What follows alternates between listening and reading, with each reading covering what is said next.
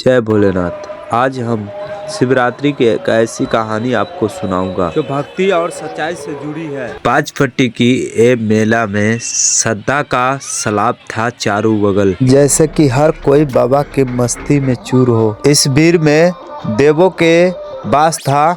यहाँ कुछ लोग गलत इरादा भी लेकर आए थे। कलयुग की सच्चाई यही है।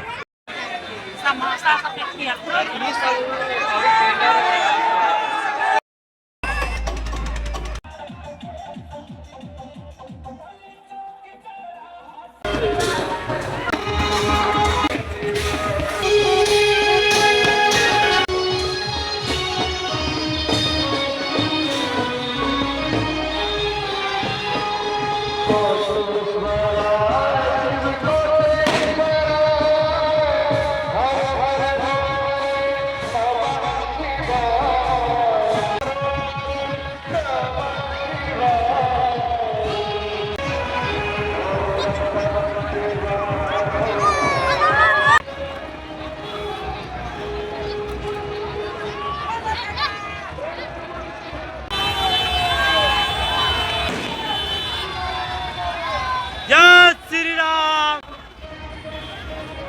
जय श्री राम, जय श्री राम, जय श्री राम, जय श्री राम।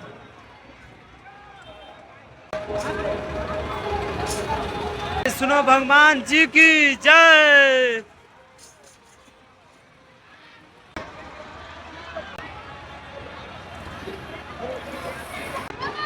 राक्षसनी है मेरे दोस्त।